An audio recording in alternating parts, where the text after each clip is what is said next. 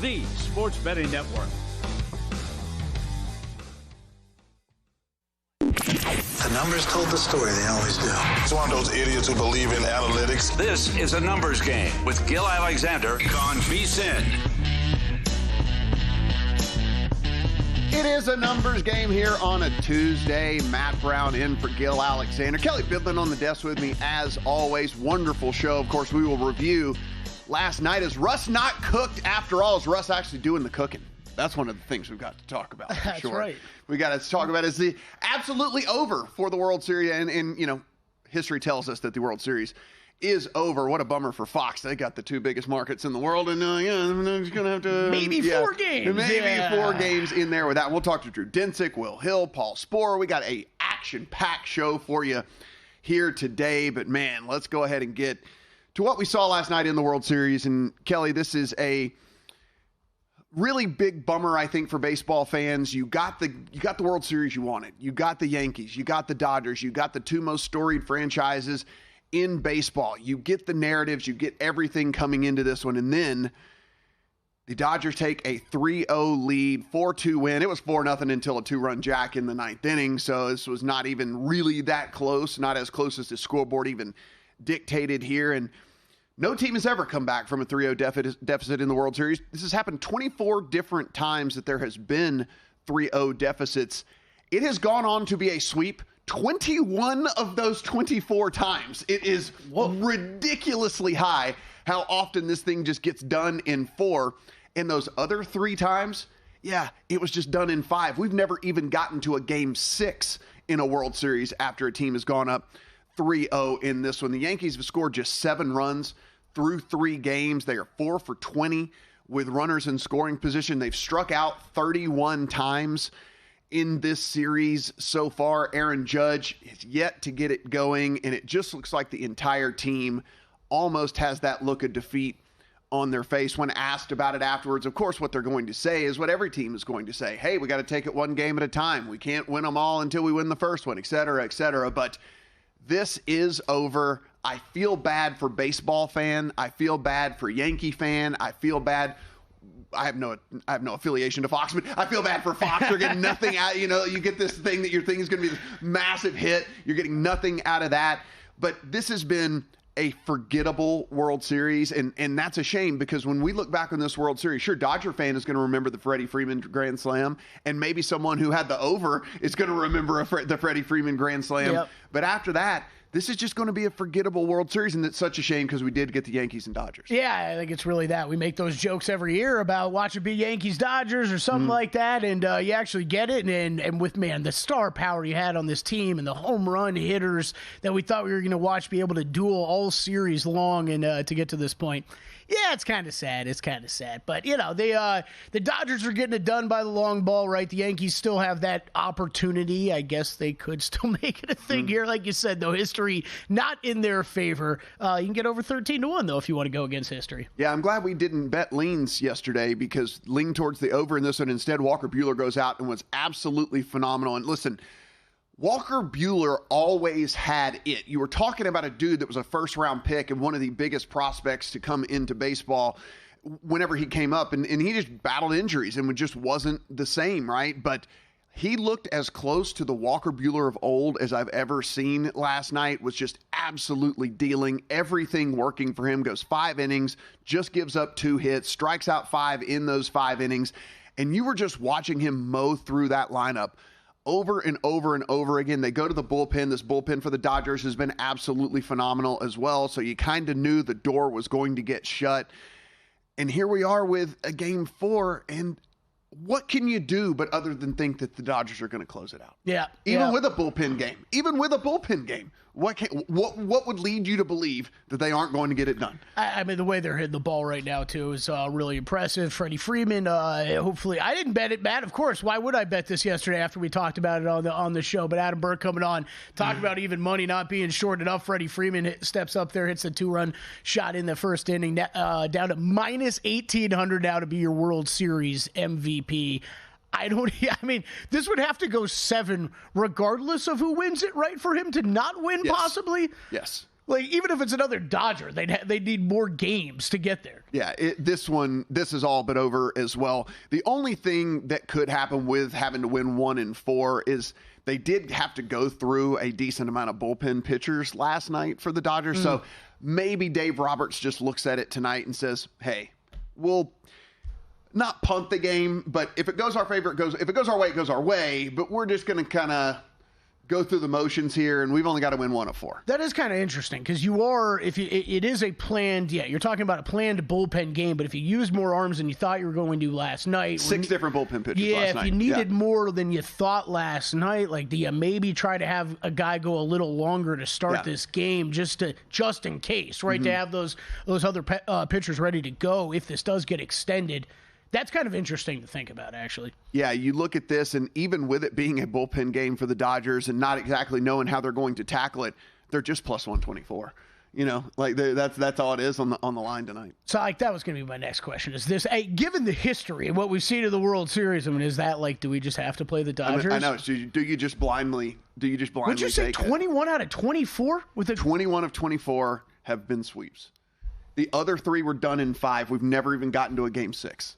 I always like to think about it from the player partying mindset, too. It sounds like a good time winning a World Series in New York, going out and partying in New York, then returning to L.A. to party. And so you get the dual party instead of just the singular party. This is with a high-level handicap that you get right here on a numbers game, because we're thinking, like, they're going, hey, guys, we can't punt this off because we get 2 different parties. That's right. We get the New York party. We get to party on both coasts. So, yeah, I couldn't bring myself to back Luis Gil tonight in the Yankees, just with getting absolutely nothing from that lineup at all, and Judge just looking lost in that batter's box. I don't know how you can feel confident pulling the trigger on the Yankees. Last night, if you're dual screening, I assume if you're single screening, maybe you were on the World Series. I don't know. I don't know how that works. I had 3. Actually, let us know if you're single screening out there. Like tweet at us. Which one did you watch? I had 3 screens going, and that was tough, Matt, because you had the NBA to mix in too. Yeah, that was difficult. Yeah. I was dual screen, so I had that all taken care of. What do we think about Russell Wilson? Because I have to be honest. I think Russell Wilson at this point, and I did not think this leading into the season. I did not think this when they decided to make the change 2 weeks ago.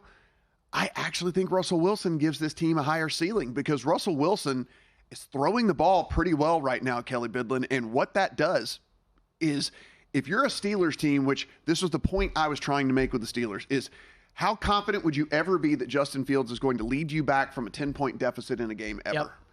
But Russell Wilson, so far, so good. I am small sample size, but Russell Wilson is throwing the ball pretty well, and he's making some pretty good decisions, and he hasn't done anything completely boneheaded yet. And I think this makes this team a little bit more, for me, bettable. For me, also gets me to a point where I actually think that maybe there is some juice here with this Steelers squad, specifically with how they get to the passer. Yeah, I'm trying not to overreact either, but it's been 2 games, and it's been 2 very impressive games so far, where if you get this type of quarterback play from Russell Wilson, Matt, it takes it from a team that I was betting unders on win totals for, that absolutely sitting at 6-2 now. You've got to think, man, what is the ceiling with this team with how good the defense is, and you're getting a quarterback who can make big things happen in the passing game. I'm with you. I'm starting to think about this team very different than what I was thinking about the first 6 weeks of the season. 26-18 victory for the Steelers. They cover any and all numbers that you were going to get out there on them. And the Giants did have the ball and did have a chance to come back in this game. Daniel Jones just does what Daniel Jones every single time and just makes a bad throw. I think the Giants understand now completely where they're at as a franchise, which is, not only do you have to deal with the 12th rebuild of your offensive line, which they've been trying to do now for what seems like 2 decades, but you got to get another quarterback. You got to get secondary because you can't cover anybody. Like, it's New York fan. I know it's a rough morning for you as it is anyway. Yeah. You got the Yankee stuff going on, and then now you look at this Giants situation, but you're a long ways off, and that's unfortunate. I was confused by a lot of their play because like Tracy had a huge game, right? Yeah. Like he had a huge game on the ground. By the way. Unexpected, completely unexpected. I mean, like, with a team that's limited on talent like the Giants, you don't expect to be able to walk into Pittsburgh and run all over a defense that we already knew was good. I thought that was surprising, but I don't. This Giants front four is still great. Other than that, it's lacking all around. First TD scorer was the dreaded defensive special teams touchdown, so nobody cashes that one. I do want to pour a little bit out for any of you that had George Pickens anytime touchdowns score. George Pickens scores, he gets it called back doing an offensive holding. So then a face mask is actually what it was. The offensive lineman face mask the defensive lineman. So that one gets called back a little bit later in the game. He defies physics. He defies all gravity. He defies every single thing that he could defy.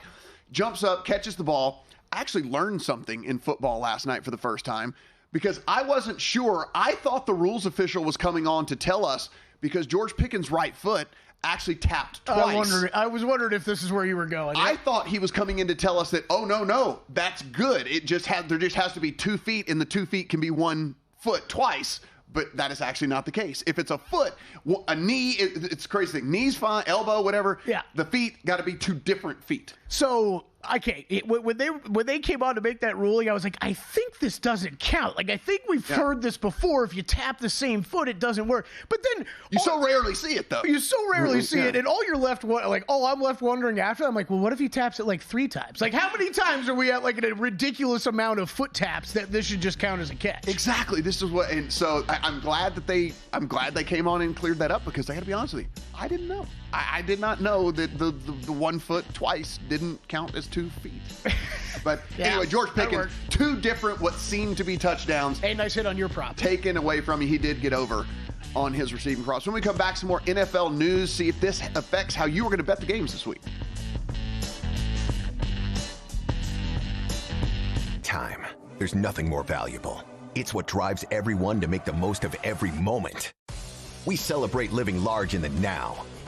In a city where time disappears, we create experiences that electrify the soul and memories that will last forever. We go big, we go all night, and here, everyone is invited. So get loose and get loud. This is Circa. You'll have the time of your life. Coming up Tuesday on Follow the Money, Game 4 of the World Series, we talk to the Hall of Famer Chris Mad Dog Russo, also Paul Stone on college football, and the owner of Circa, Derek Stevens. Follow the Money weekdays 4 to 7 Eastern on VSiN, the Sports Betting Network. Want to see who at VSiN is on a hot streak? Go to VSiN.com/picks to see all the selections and weekly leaderboard of VSiN hosts, writers, and guests. Become a VSiN Pro subscriber and get every pick sent to your inbox daily. Just head to VSiN.com/pro. So, Paulie, have you had a chance to read the VSiN Daily yet? Yeah, came in at 3 a.m. What's Bill doing up that late? Well, rumor has it starts off with a 12-hour meditation session. Then he just pours himself over film and live TV, really focusing and taking it all in. Bill's in with the biggest insiders, talking trade secrets, strategies, the whole nine, absorbing the info. And then and only then can the writing process begin.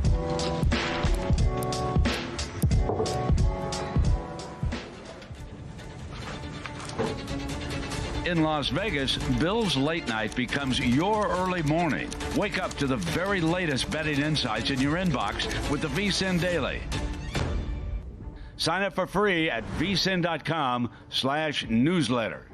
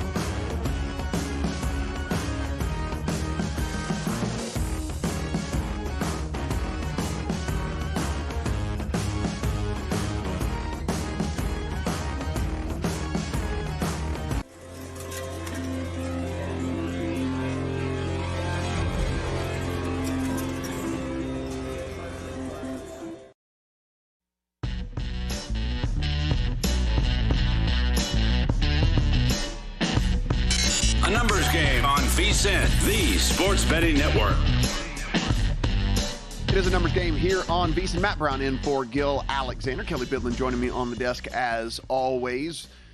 Russ is cooking. I think that there's a little bit of juice left in the tank there for Russ. It was a situation in which he was not wanted in Denver, and you did wonder if that came into play in some of the, how it worked out for him there. And I think that maybe we've gotten the best version of present day Russ here for the Pittsburgh Steelers, and good on them because they are in the lead in that division. We'll talk about that a little bit later here on the program. And then also, hey, listen, this is a team that I think if you look overall has the makeup and the profile of a team you don't really want to run into in the playoffs as long as Russell Wilson continues to play. Giants defense, I get it. You still got to make the throws. He made some really good throws last night against some defense that wasn't absolutely atrocious at times. So Russell Wilson and the Steelers do get it done, cover all numbers out there. Some big news heading into week number 9, Kelly Bidlin, is whether Jordan Love is going to be under center for the Green Bay Packers. And that is one of the biggest questions of the week because that is going to affect the number a ton. As we sit right now, it's sitting 3.5 in favor of the Lions on the road at the Packers. 48.5 is our total. Looks like it even looks at Circuit like it's at a juice 3 even on this, which I think leans us towards them getting down to inside the, I would say under 2, maybe even 1 type number. If this is going to be Jordan Love, this thing probably balloons back out to 4, 4.5, maybe even further. If it's definitely going to be Malik Willis, I think they're sitting it somewhere in the middle right now, given all of what is, the uncertainty and then also the severity of the injury, which we know it's a groin, but we don't know. Does that mean he has no mobility? Does that mean he has some mobility? There's obviously varying levels of these injuries as well. Yeah, and this is, we've seen LaFleur do this already this season, right? As far as not exactly be super transparent with what's going on with his injury. And with a huge division game like this on deck, why would you be keep the Lions guessing as long as you can? I think this week, the question is at this number for me, if you're someone like me that was interested in the Lions beforehand, you're down to 3. Is this possibly the best you're going to get all week? It could be. As far as betting the side. Yeah. So, I noticed it a bit. It kind of popped out to me this morning when I was looking at 3 120s on the board. Yeah. That is, it's intriguing to me. But you're right. If it is Love, we're going past the 3. We're going through it. So, as a Lions backer, as wanting to be a Lions backer in this game, I hope Love plays because I would love to get this thing at 1. 1, maybe a pick 'em, whatever it might be, something like that. Yeah, I'll take my 3 120 with Malik Willis. and for sure. And that's the thing is, though, but you have to kind of gamble on this because if you think it's going to be Malik Willis, then, I think 3 is the best number. Right. And so we're gamblers. So I can't imagine if Jordan Love has no mobility in practice this week that they're going to trot him out there. Now, if this is one of those things where it's going to be just really uncomfortable for him, maybe they roll him out there in this game. It is a home game against a division rival, like you said, but you still want the best chance to win. Yeah. And if he's just a statue back there, that's not the best version of Jordan Love. It's really fascinating this week. We're going to have to be locked on to injury reports and practice reports and stuff. I don't even know how much you're going to get from those. Like we just talked about, I think LaFleur is probably going to try to keep us pretty close to the vest anyways, but it is, he looked worse coming off the field than I was thinking. Yep. And then what we heard what the injury was reported as, he looked worse than that. However, the significance of the game is so much that you would understand. If it's a pain tolerance thing, even if it's a lack of mobility, I think he's probably still out there because they want their best guy, their number 1 quarterback out there. But you're right, that might not be the best thing for the Packers. Yeah, it's not like it's Peyton Manning or Tom Brady or Kirk Cousins if you want to talk about a present day quarterback. It's like, oh, well, they're going to be limited mobility. Well, that's cool. They had no mobility anyway, right? Yeah. There was no mobility there in the first place, but that's not who Jordan Love is. He does have some escapability. He is kind of the dude that can extend plays and stuff like that. So, again, as a guy who I actually rushed and, I was ahead of everything. I put the 3.5 in the account, not thinking this was ever going to get to 3. I would put a 3 in the account if I didn't already have the position that I had. on the thought that this could be Malik Willis. And if I'm wrong, I'm wrong. And I still don't hate the ticket, right? Like, I'm still not, like, I still don't hate the ticket. I obviously, you want the best number, and we always preach getting the best number, but this is a gamble. This is a gamble as to how this is going to play out, and you're trying to get the best of it. And I think that's how I would play it if I was looking at it like that. I think I'm going to take a small piece of it today, because if you're like, you already made a bet on the opener. I think if you're sitting here right now, and it's not like there's many shops with threes out there, but Circa does have 3-120. That's right behind us. I'll probably make a small bet there, and then just watch what we get on line movement and injury news the rest of the week. Some other quarterback news that doesn't have anything to do with injury is going on in Indianapolis, where they find themselves as 6-point dogs on the road to the Vikings. That game has a 45 to a 45.5 total. And Anthony Richardson, if you saw, it was really weird as you were watching that game, and he ends up on the sideline for a play, and Joe Flacco comes in, hands the ball off. They end up trying a field goal. Anthony Richardson actually did something that I have never seen. Me either. In the history, I have watched in the upper 1% of NFL games of anyone my age there is on the face of the planet, and I've never seen a quarterback tap out of a game not due to injury. And he did it because he was tired, Kelly. And what that has done has not only set the ex-player world ablaze. Like anyone that ever played football has weighed in on this now at this point. They're kind of like, and never in my day would a quarterback ever do this. You know, like, this is like everyone has weighed in on this. But seriously, your quarterback is looked at as your leader. He is he's the guy he's going to battle for you, like, no matter what.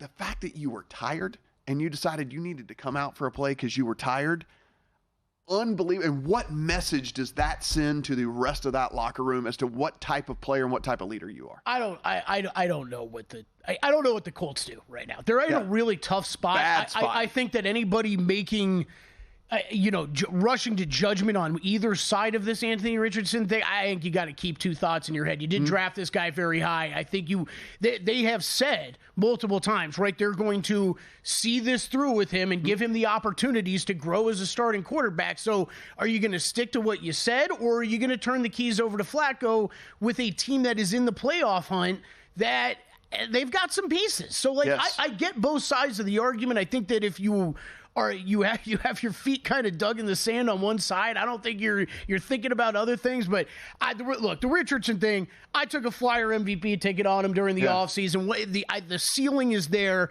I think if you are a Colts fan, Colts backer, though, right now, you got to be very concerned about, like Matt, one of the things I've been yelling about all year is run the ball with the guy more, right? Mm-hmm. He's got this size, speed, athleticism. We always hear about he should be passing it 12 times a game with Jonathan Taylor and him in the backfield. Mm-hmm. But the problem is, what do you have, 3 carries in that game, and then he's still tapping out after he makes one long scramble? He's clearly not in shape to play or is a running quarterback in the NFL. You can sit here and you see the schedule that they've got coming up, Kelly, and what it comes down to is why this is such a tough decision for them, because Vikings, Bills, Jets, Lions is the next 4 games for this Colts team, and as you said, that does have playoff aspirations sitting at 4-4 right now.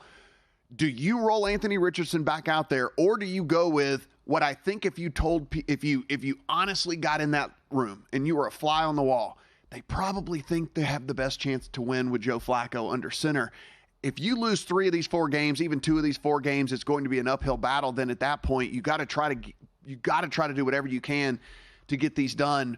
I think that's why this line is sitting where it's sitting right now, because I think there's a real chance that Joe Flacco plays this game. I mean, that's what everybody knows, right? Like, that is the feeling inside the locker room. That is the feeling from the odds makers. That is the feeling from everybody in the world. Right now, Joe Flacco gives you the best chance to win.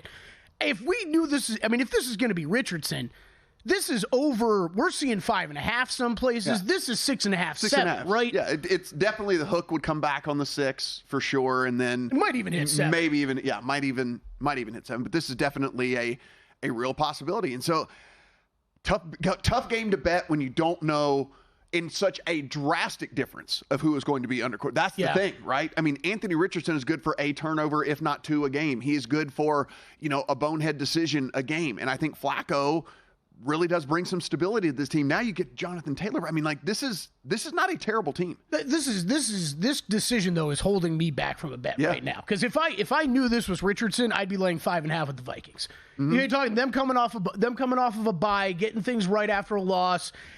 This is a team, a spot I like. I think the Colts still have some issues overall. I would be betting laying 5.5 with the Vikings right now if I knew it was going to be Richardson. The fact that it's Flacco, could possibly be Flacco, is holding me back right now. Yeah, it is. And these are games that the lines are going to move. The lines are going to adjust depending on what news does end up coming out. We talked yesterday a little bit about that Thursday night football game with the Texans and the Jets trying to get in on the under. That is all the way down to a flat 42. We were talking about getting in on that one, Kelly. It is official now. Steph Diggs, as we guessed this anyway, not going to practice, not going to play this week. So this is going to be the Tank Dell show for the Texans. And is that going to be enough to get it done against the Jets? That is why we're starting to see this Jets team now out to a 2-point favorite in the market pretty much everywhere. Drew Dinsick on all things sports when we come back.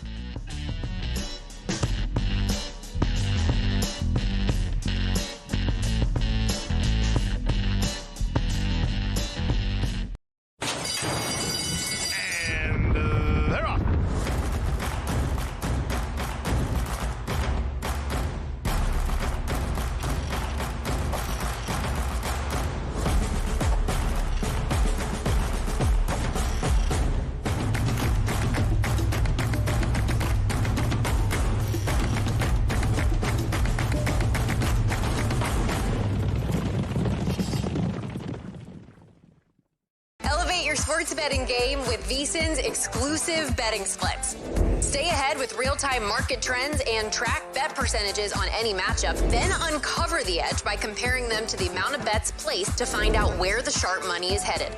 Upgrade to VSiN Pro to access betting splits, live odds, line moves, power ratings, and in-depth game analysis. Go to VSiN.com/pro to join VSiN, the sports betting network.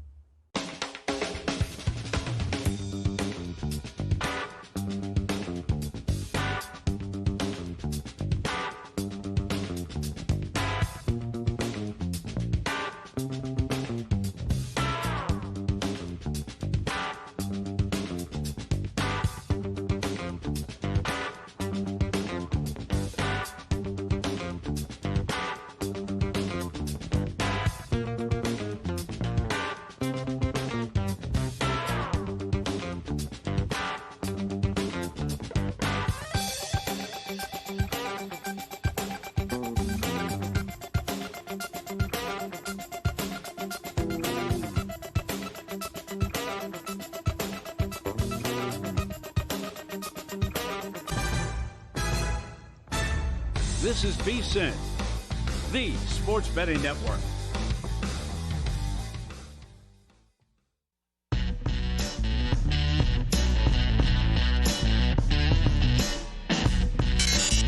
Game on VSiN, the Sports Betting Network. Is the Numbers Game. Matt Brown in for Gil Alexander. And if you make big 5-figure bets like our next guest, Drew Dinsick, then you want to get in maybe on the Sport Trade app over there. It is minus 104 lines. They'll also, no spinny wheel for you even. You got to go in. If you look at that, you can get instantly in-game approved, which, Kelly, I know how many times have we cursed the spinny wheel? We've tried to get in. Sport Trade doesn't mess with that, man. They'll give it to you for sure whenever you go in, use promo code VSiN. And whenever you do that, you are going to get 10% back on all of your bets for the first week. So be sure and go in. Sport Trade, minus 104 lines, high limits, no spinny wheels. Drew Dinsick probably takes advantage of that whenever he travels. Right, Drew? Just in general, you have to totally change your framework because you can bet both sides, and it's not just about making a wager and seeing it to the finish line. You can legitimately try to arbitrage things, and it's a very cool way to play compared to just sort of standard betting, which I love. Deep Dive Podcast, NBC Sports Edge, whale_capper there on the Twitter machine. Drew, we were talking a little bit about Russell Wilson. I do want to get your thoughts on this, because this is a team now where I think that you can't take the wins away. They're banked. And so you look, they still get Cincinnati twice. They have some other defenses that might be gettable in there. What do we think about this Steelers team now? I thought there was a fairly hard ceiling with Justin Fields. And now with Russell Wilson looking to be able to make some of the passes of Russell Wilson of old. I'm not saying he's Russ back in Seattle or anything like that. What do we think about the Steelers now? Yeah, I mean, Matt, this is a sore subject because not only did this my biggest preseason miss, thinking that the Steelers' offense was going to be so suspect that it was just going to completely drag the team down like an anchor. I also thought it was a terrible idea to insert Russell Wilson when they did over Fields, who I thought was kind of growing into the position. But Wilson looked great. He is operating the quarterback at a very high level right now. I think if you have him rated any lower than league average, then you're making a mistake. And I want to give Wilson some credit because he's taken advantage of throws over portions of the field, which he kind of was abandoning. That kind of intermediate middle was his bugaboo at the end of his time in Seattle and all the way through his time in Denver. And he's doing a nice job of finding opportunities over that soft middle, which is what defenses are tending to give you now in the too high safety shell era. So he's able to complement that with precision deep passes, which are, is kind of the hallmark of his game. I thought that in the Jets game, his deep pass had absolutely nothing in it. And it was a little bit like why aren't these lame ducks getting picked off or at least batted down? But then, that maybe it was just a little bit of rust because he was much sharper in the Giants game with, the deep ball accuracy and beyond just kind of glossing Wilson here. I think it is pretty spectacular that Art Smith was able to craft a kind of a player specific philosophy to succeed with Justin Fields, and then on a dime pivot to having a player-specific philosophy that is succeeding with Russell Wilson, who are two extremely different players. And I don't know if this is going to carry through the full season. This may be just a bit of a mirage against two defenses that are more suspect than we think. And I mean, a lot of the success for the Steelers last night was born out of their running game, which was phenomenal. The tackling for the Giants was just atrocious, and the fact that Najee Harris was able to keep them ahead of schedule or ahead of the chains in terms of easy down and distance to convert for the most part was a huge part of them just looking as good as they did on offense. But then there was some wildly unexpected, impossible to convert third downs, including the touchdown that ultimately was the deciding factor to Austin that Wilson was fully singularly responsible for. So this was probably, in my opinion, at least one of his best games as a pro, going back to the time in Seattle where he was an MVP candidate. And again, I think now and going forward, you have to consider him at minimum league average. And right now, I project the Steelers as your 6th seed in the AFC playoff picture, a hair behind the Chargers. So I still think they have a decent gap to make up to catch the Ravens for the AFC North. It's doable though. They get the Ravens twice. But I make the Steelers 21% to win the AFC North right now, 65% chance to make the playoffs, and they are likely your 5 or 6 seed the way I see things shaking up. Drew, we're sitting 3.5 right now, Lions on the road at the Packers, and I'm no doctor, but it looked pretty bad for Jordan Love. Like, I don't know if you can recover from what seemed to be a pretty significant injury to where he was like hobbling all over the place and jumping up and down on one leg. Do you think this is a Malik Willis game? And if so, where does this line go if it is? I think the line, or at least the 3.5 on the open, was expecting almost certainly Willis, and then the fact that it's crept back down is either people saying, so what, I'll go to war with Willis, or it's people saying, well, there's a chance Love plays. And either way, I think I think there is going to be a smidgen of advantage for the Packers in this one, and that the Lions don't necessarily have a very clear idea of who to prepare for. My numbers and if this was a healthy Jordan Love, I would have expected to see a pick here. Mm-hmm. I know the Lions are amazing, but they're not like they're not 5 points better than the Packers on a neutral. Sorry. And I think ultimately this is a bet on the Packers or a pass, and it kind of comes down to market timing, because you're right. If this is called, Love's name gets called on Sunday, this is probably closing well inside 3.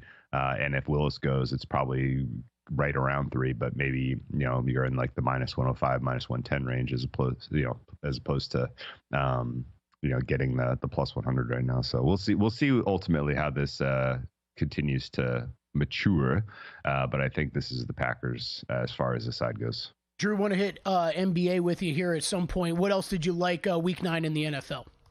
Ooh, week 9 is a lot of kind of stinky sides, honestly. There's going to be, I played the Chargers, who are in just an absolutely terrible situation here. But I like the -1.5 there. And I think in general, Cleveland, with the injuries, particularly to the defensive secondary that went a little bit unheralded in their win against the Ravens, are going to be meaningful in this one.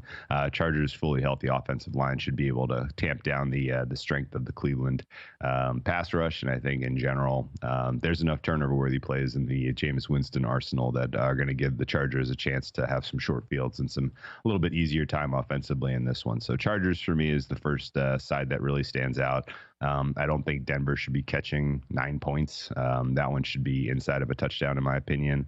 I don't think that the Rams should be.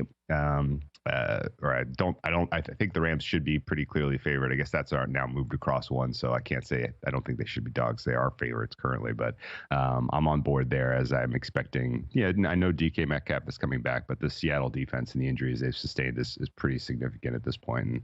And the Rams, with extra time to prepare, look pretty ripe to make a little bit of a run here in the NFC West. And then lastly, I'm losing track of my numbers here. The Jets. This was the stinkiest one of all. I can't believe I'm going back to war with these clowns. I've lost so much money betting the Giants and the Jets this year. I just need to stop. I just need to walk away. But I'm not expecting Stephon Diggs to be available in this game, or maybe for the duration of the season here. And if you have a limited arsenal of weapons to attack this Jets defense, I think you're in a little bit of a tough spot if you're the Houston Texans. I know it's a short week. I know you have an inexperienced coaching staff for the Jets, but I think ultimately this is probably one where they get their they get a little bit of a opportunity to right the ship in New York. And Houston is just in general a weird handicap for me right now. I think they're a team to fade. Here we got 4 games in the association tonight and about 90 seconds to try and get through them. What's your favorite, if you have anything in the account? Well, my favorite is amazingly that we are looking at the Nuggets at -4.5. How quickly that market has adjusted to that team is amazing. I know, they're on a back-to-back, and the Nets are pluckier than people realize. But if you had told me we were going to see Nuggets -4.5 against the Nets this season, I would have said, no way. And I don't have a bet in that game, but I just find it fascinating that the Nuggets went from like, this could be the best team in the West to, oh no, they're like clearly on the playoff play-in bubble. So that I agree with that, and I think that's fascinating. I disagree that the Mavericks should be 4.5-point dogs to the Minnesota Timberwolves. That's the best play that I see on the board right now. I make that one 2.5, so that's a pretty meaningful margin. As it's kind of flirting with 5, I'm waiting here to see if I can get a Dallas +5 at flat juice, but that is going to be a very competitive game, and I'm favoring the Mavericks in that one pretty clearly. And just in general, I think the Mavericks should be West number 2 right now in terms of power rating after the Oklahoma City Thunder. He is Drew Dinsick. You can find his great content, NBC Sports Edge Deep Dive Podcast, on the Twitter machine at @whale_capper. Drew, good luck on everything, buddy. Hey, best luck, guys. Oh, Kelly Bidlin, we're going to need your thoughts on the NBA as well a little bit later. Might be slightly different than Drew Dinsick. Oh, he's on the other side of me in the Chargers and Browns. So, hey, this is why you tune into VSiN. You get all different aspects with everything. When we come back, let's talk some Survivor. In the heart of downtown Las Vegas, a sports oasis awaits. Stadium Swim, the ultimate outdoor amphitheater, built for the ultimate sports fan, with a colossal screen that brings the game closer than ever. Reserve a daybed, private cabana, or lounge in the center of it all. 6 pools to dive into as the game heats up. And the best part, there's never an off-season. Open 365 days a year. Stadium Swim, it's always spectator season. You spoke, we listened. Introducing the all-new VSiN Watch app. Now, you can watch and listen to VSiN expert analysis live wherever you are. Missed a show? No problem. Catch replays of VSiN's full lineup at any time. View highlights sorted by sport. Or use the search feature to find specific teams and topics you're looking for. And the best part? It's free for a limited time. Download the VSiN Watch app today. Available now on the App Store and Google Play. And join us on the Sports Betting Network.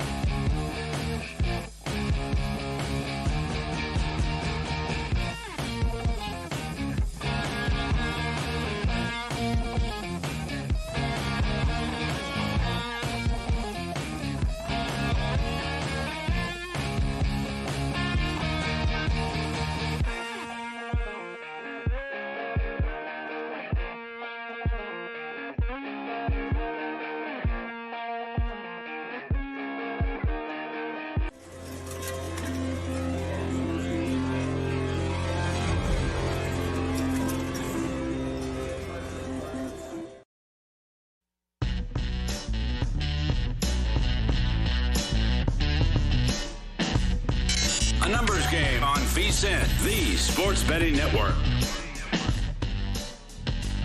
Kelly Bidlin, just 4 games in the association tonight. Nuggets, Nets, Mavs, Timberwolves, Kings, Jazz, Pelicans, and the Warriors. Some interesting notes here in this one. The Mavs, Nuggets, Kings, and Jazz are all on the back half of a back-to-back, and then the Pelicans, Warriors, and Nets are all the front end of a back-to-back tonight. So 7 of the 8 teams in action are in some form of a back-to-back, and you're looking, at least on your card, at that Mavericks and Wolves game. Yeah, I do have a bet in that. Bet it yesterday at 3.5. This has moved out to 5, like Drew was talking about.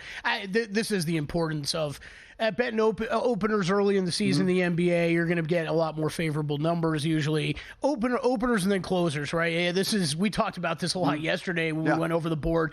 It was the high point was really when we were on the air yesterday with a lot of those numbers that ended up coming back in. So yeah, I laid 3.5. Completely understand Drew though liking 5. This is up to 5. If it gets over 5, that's pretty aggressive to me. Not a huge. You're in a Bet Rivers or ESPN bet market. 5.5 already. Yeah. Wow, that's pretty aggressive. I feel like look, we have the whole revenge angle from the playoffs last year. Sure, that's going on. Sure, Minnesota would love to get a win here tonight. This is back to back though for Dallas. We talked a little bit about that yesterday.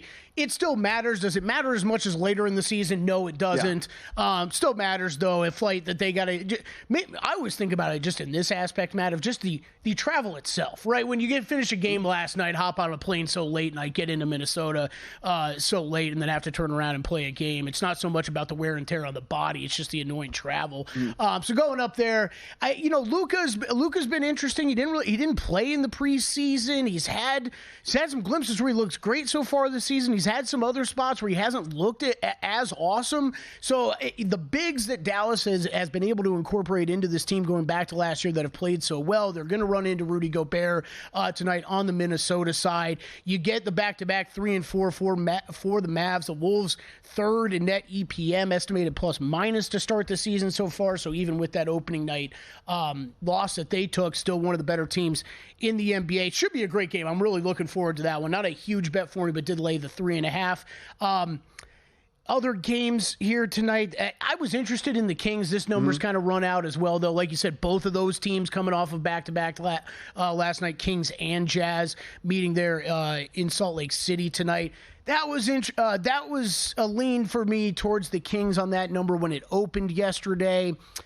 The other ones are interesting. I'm glad Drew brought it up. The Nuggets and Nets, there is no bet for me tonight, but like he pointed out, the market movement for what we've seen in a Denver team that's taken all of 3 games for everybody to kind of realize this is not the Denver Nuggets of a couple years ago with the pieces they've lost. It is fascinating. I'm not running to the window to bet the Nets. Yes, Nuggets are coming off a back-to-back in Toronto that went to overtime last night. So, yeah, we were talking middle of the season. That would be a prime kind of back-to-back situation that you'd look to capitalize on.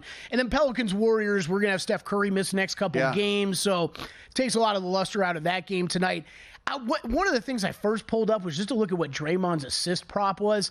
5.5 over juiced, though. I can't get there on that. I was hoping to see maybe a 4.5 or flat 5 and then look over, just simply because this roster, there's just not many distributors on the team really outside of Steph and Draymond. You take Steph off the court completely, I would think you're going to see Draymond trying to run a lot of this offense, or a lot of it running through him.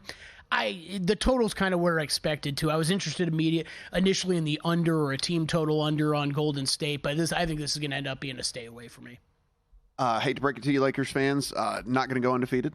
They did lose last night to the Suns. And if you were watching baseball and football and didn't have a chance to get some NBA on your TV, little tip of the cap, Paolo Banchero, unbelievable night last night. Wemby doing Wemby things. Yeah, it was, I watched a lot of that Magic game. That's tough. It's tough to have a bet laying 5.5, watch Paolo Banchero throw up 50 points and you still don't cover. That was not fun last night. And then Wemby just doing what he does. 24. He's been struggling a bit offensively, and oh boy, the team.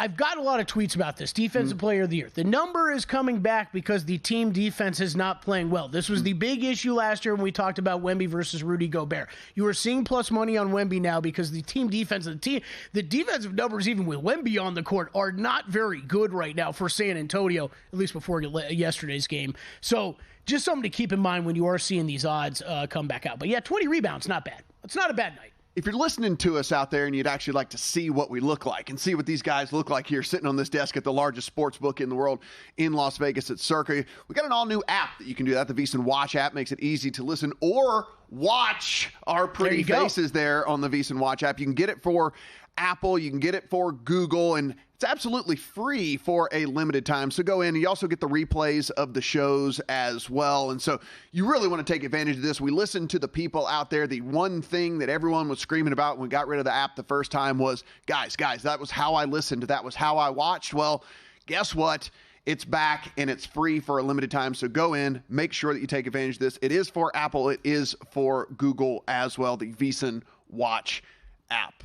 First day of the quarter zip season, okay? It's got cold outside, Matt. It got cold out. So this is not fashion. This is function.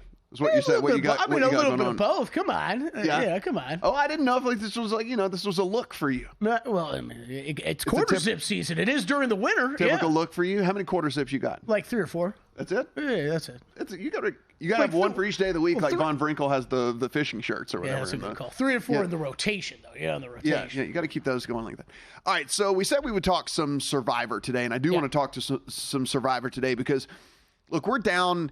It wasn't a huge loss this week, but we did lose 10% of the field at the Circus Survivor. We're down to under 200 entries, down to 191, and 16 get through last night, by the way, with the Steelers. So that was not really a sweat. I guess sweaty a little bit there towards the end, but not really. And so this is getting real, Kelly. Did you end up betting the Giants? I did not. No. Okay. So fortunately, it never got 6.5. So exactly. Never got 6.5. We did say that on the air, but it was for a game that it didn't have any action on. It was almost annoying, like how kind of close it was, because you're like, all right, this game's over. Yeah. Oh wait, the Giants did something. Well, you got to think if they'd have gotten that 2-point conversion they tried the first time, it would have been within 6. Yes. So it's like, whatever, got a 6.5, we would have won our theoretical bet. Yeah. Did you? That didn't really happen. You needed the last catch for Pickens to go over. No, okay. Oh, you're talking about the 40-something yarder. Yeah. The 40-something yarder, got it there. I don't know why. I thought when I looked at his stats after, I was like, I thought he had gotten over this. Because he had the two different ones called back, and but he needed the 40-yarder to get there. But hey, listen, that was the handicap, is that he's been getting those YOLO shots from Russ and did end up getting home. So this week is fairly interesting, right? So from a Survivor standpoint, if you're playing here at Circa, you're not going to play the Chiefs. So the Chiefs are kind of off the table because you need the Chiefs for one of the holiday weeks. And so if you're in your home pool, then certainly the Chiefs are on the table. The Chiefs are playing the Bucs, and it's a banged up Bucs team, as we know. So these are, I wouldn't say your number one option necessarily, Kelly, but certainly one that should be towards the top for you. The only problem with the Chiefs is, we talk about this all the time, future value. And future value of this Chiefs team is just absolutely massive, because at the end of the day, if you're playing Survivor and you get to a point where you're like, dude, I have no idea what I want to do this week, going to war with Andy Reid and Patrick Mahomes, you can always click that and feel pretty good about it. Yeah. So keeping that team in your pocket feels pretty great. I mean, here's the decision people are going to have to make. It looks like Derek Carr is going to play for the Saints. You are never going to use the Saints again, ever again. And you get them against the Panthers. I mean, so this is it. That is the optimal aggressive play of the week, right? Yeah. Because they've already played, if you remember, there was already the Panthers game at the beginning of the season. So this is the second meeting. They don't get them again. If you want to attack this Panther squad, we don't know this. Here's the other problem with this. We don't know who's playing quarterback for the Panthers. We don't know if Dalton's thumb is going to be healed or not, or if they just decide they're not going back to Dalton because, hey, we might as well just go ahead and lose as many games as humanly possible. Yeah, I'd be sticking with Bryce Young. Right? I mean, so there's that. And so that is a little bit of an unknown. Bills and the Dolphins, I'm not messing with that one. Yeah, I don't know how you can feel that confident. I know it's a 6-point spread. I'm not messing with that one. Ravens and Broncos. The Broncos are feisty, but I think the Ravens are a much better team. I think that one could be a very real option. I don't want to say I'm shocked to hear that Drew is on the Broncos side, because he's going by his numbers. I get it that 9 might be a little much, but man, I expect to see a good game out of the Ravens this week. And Denver has been very, very fortunate with their schedule here the past few weeks.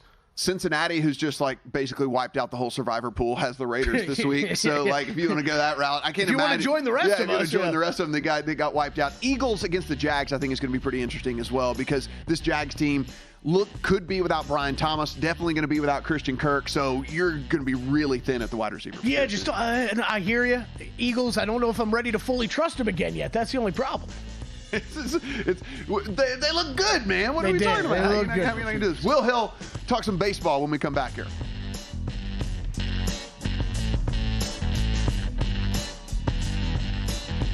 It's that magical time of year, the sports equinox, when all 4 major sports are in action. VSiN is